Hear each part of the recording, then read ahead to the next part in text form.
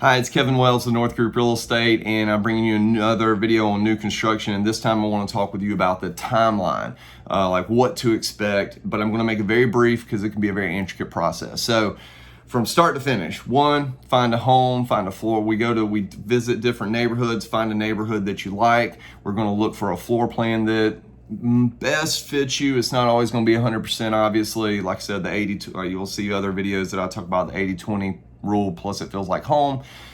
So we're going to pick out the floor plan, then basically they'll give us a base price for that. Then we're going to add options if that's something that's available with a home, depending on the if the home is being built from the ground up, you have better options. You have a better ability to choose options. If it's already the cement is already poured, options have typically already been picked out, but sometimes there's still that availability for negotiations, depending on if those items have been ordered or not.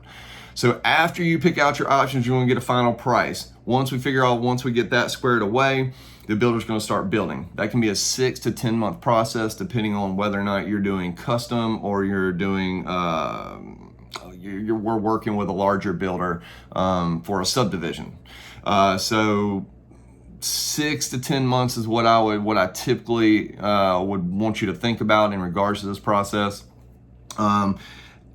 As we get closer to the closing date and the home being finished, you're going to be doing a few things. One, we're going to want to have a home inspection before the initial walkthrough. The initial walkthrough is about 2 weeks prior to closing.